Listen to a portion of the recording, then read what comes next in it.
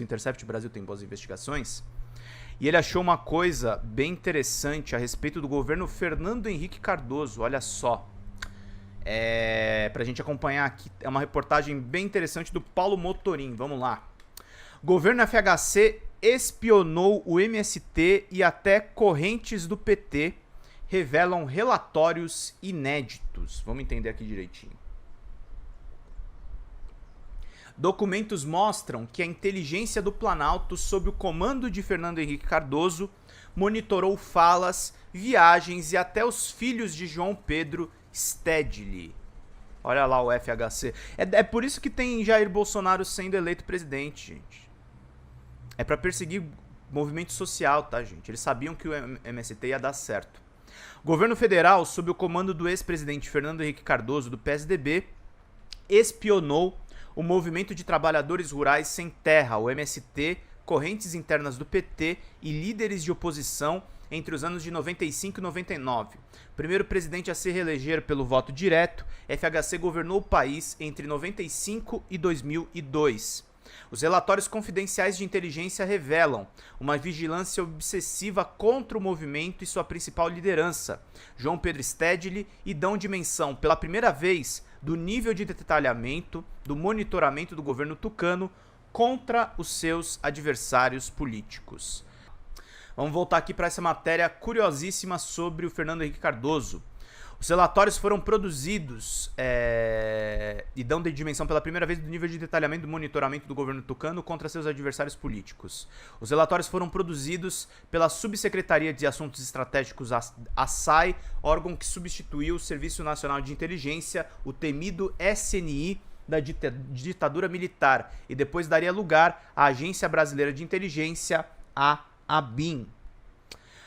Fundado em 1984, o MST já havia sido tema de relatórios do SNI no governo de José Sarney e Fernando Collor. No entanto, com Fernando Henrique Cardoso, o monitoramento ganhou escala. Encontrei mais de 121 relatórios de inteligência que tratam especificamente do MST, produzidos pelo governo tucano durante 5 anos. Como a Lei de Acesso à Informação determina a divulgação de documentos ultrasecretos, os mais importantes somente após 25 anos, a dimensão e os abusos da espionagem sob FHC podem ser ainda maiores. O acervo deixa claro a linha de atuação do serviço, mas o mais grave é que vários dos documentos indicam a infiltração de agentes e informantes em atividades internas do MST em diversos estados brasileiros. Um deles, produzidos em setembro de 96, indica a interceptação de comunicações internas do MST. O relatório, datado de setembro daquele ano, descreve detalhes sobre estratégias e intenções do MST em relação às suas audiências com o governo federal, baseado em mensagens de líderes do grupo em um acampamento. José Pedro Agustin Stedley e Neuri Rosetto, ambos da direção nacional do MST, enviaram em 5 de setembro de 96 às lideranças do movimento acampadas em Brasília um documento no qual afirmam ser esse fruto de uma análise de conjuntura nacional e dos últimos acontecimentos. Diz a abertura do documento confidencial que versa sobre a reação de membros da coordenação nacional do MST a audiências do governo federal realizadas dias antes. Um outro relatório de 25 de novembro de 98 tem a seguinte frase: o acesso a esse conhecimento por pessoa não credenciada ou fora do âmbito da organização comprometerá irremediavelmente a fonte. Consultado pelo Intercept Brasil, um ex-agente da ABIN disse que a frase pode indicar que o material foi produzido por informante ou por um agente infiltrado. Segundo ele, porém, o MST é mais difícil de se infiltrar e nunca um agente da ABIN conseguiu penetrar no MST. Durante a gestão de Fernando Henrique Cardoso, houve uma série de episódios violentos envolvendo o MST. O mais conhecido é o massacre de Carajás, ocorrido em abril de 96, quando 21 trabalhadores rurais foram assassinados no sudeste do Pará.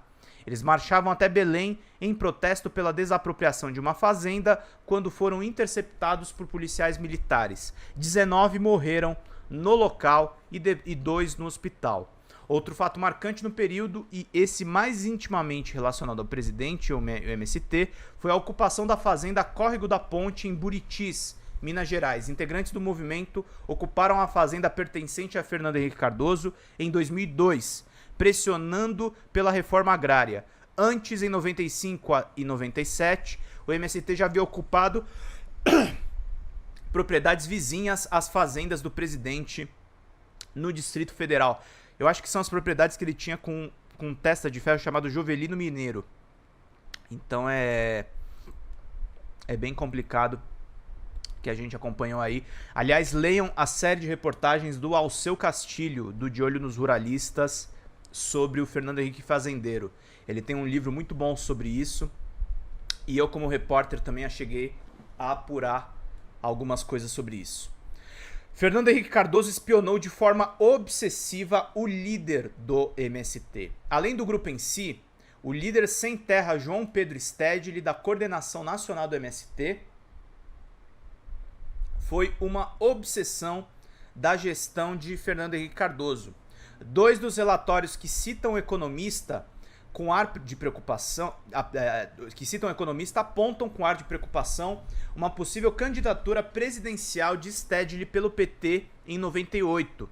Em certo momento, um grupo de pessoas no plenário começou a gritar: 1, 2, 3, queremos João Pedro presidente do Brasil, referindo-se a João Pedro Stedley do MST, diz esse documento. Há ainda dossiês de viagens de Stedley pelo Brasil. Uma delas, sobre Juiz de Fora, em Minas Gerais, indica que o autor do relatório de inteligência acompanhou o deslocamento do líder sem terra pela capital mineira até atividades de caráter pessoal. Outro documento chega a mencionar, sem qualquer justificativa plausível, as atividades de militância dos filhos do João Pedro Stedley, tá? Registro do evento do MST na SAI. O governo FHC produziu até um almanaque de lideranças com detalhes sobre o perfil político-psicológico. O documento confidencial, produzido em 99, revela informações sobre os coordenadores do MST no estado do Ceará, detalha aspectos íntimos e informações sensíveis dessas lideranças. Os integrantes do movimento são descritos com detalhes sobre sua atuação, participação em eventos, ocupação de terras e poder de mobilização. Uma catalogação tão detalhada das atividades que fica evidente um enorme esforço para vigiar ou reprimir as ações do movimento. Os perfis traçados pelo governo FHC sobre os líderes do MST cearense variam de radicalismo a moderação. Alguns membros, como Ailton Soares da Silva, Ayrton Aloysio Kern, são identificados como radicais, com tendências à confrontação direta para impor ideais revolucionários. Outras lideranças, como Antônio Ivonei de Melo da Silva, são consideradas moderadas, mantendo papel de liderança significativo entre os trabalhadores rurais, mas optando por uma atuação mais conciliatória. Espionagem contra o MST virou política de Estado. Em 2016, em uma conversa vazada entre o senador Romero Jucá do MDB e o empresário Sérgio Machado, revelou que o monitoramento do MST continuava mesmo sob o governo petistas, às vésperas do golpe contra a presidenta Dilma Rousseff, do PT. É claro, a revelia dela. Eu estou conversando com generais, com comandantes militares. Está tudo tranquilo, os caras dizem que vão garantir. Eles estão monitorando o MST, não sei o que, para não perturbar, disse Jucá na conversa que acabou implicando seriamente o então vice-presidente Michel Temer. Na ocasião, o senador MDBista, o Jucá, gente, para quem não sabe, o Jucá tem uma história interessante, né? Ele é parente do Emílio Zurita da Jovem Pan, tá? Se eu não me engano, acho que ele é cunhado. Eu vou até checar isso agora, peraí. Romero Jucá. Emílio Zurita. Lá, o do Pânico mesmo. Ele é cunhado. Ele é cunhado e o Jucá é um grande ruralista, tá, gente? Ele é um grande ruralista. A gente tem que ficar de olho no que tá rolando a respeito disso aqui do MST, porque isso, pelo visto, pode ser que esteja até hoje, tá? Por isso que, inclusive, o Intercept está publicando. Na ocasião, o senador MDBista disse que a espionagem contra o MST seria iniciativa de militares, olha aí, o que poderia ter sido feito pelo Exército Brasileiro ou mesmo pela ABIN. Afinal de contas, a agência era vinculada ao Gabinete de Segurança Institucional. Durante o governo de Dilma, o GSI foi chefiado por 2 militares, José Elito Carvalho Siqueira e Marcos Antônio Amaro da Silva. Esse último reassumiu o órgão em abril deste ano, já no 3º governo Lula. O episódio que escancarou a vigilância contra o MST em 2016 fez o grupo relembrar que foi alvo de espionagem sobre gestão tucana no Planalto. Tivemos muitos problemas no governo Fernando Henrique Cardoso. No mesmo período da ocupação da fazenda, houve relatos de que a ABIN monitorava movimentos contra as ocupações, relembrou João Pedro Rodrigues, atual coordenador nacional do MST em 2016. Não é surpresa, diz o Stedley. O Intercept apresentou os achados no arquivo da saia João Pedro Stedley. Segundo o líder do Sem Terra, não é novidade, os aparatos de inteligência perseguem os movimentos sociais brasileiros. Nós sempre estudamos como agem os serviços de inteligência em todo o mundo contra os movimentos de trabalhadores. Por isso, não é nenhuma surpresa. Stedley afirmou que desde que nasceu, o MST convive com esse tipo de prática dos serviços de inteligência. Para ele, porém, isso nunca foi motivo de temor. Nós nunca nos preocupamos porque nossas ações sempre foram por uma causa justa, a reforma agrária. Lutamos sempre para que se aplicasse a lei, a Constituição, e não temos nada a temer, declarou ele. Eles agiam como agentes provocadores para atiçar a massa e fazer besteira. O líder dos Sem Terra, no entanto, ponderou que a espionagem durante a gestão FHC não era necessariamente determinação do então presidente. Infelizmente, os órgãos sempre agiram assim, independente de qualquer governo.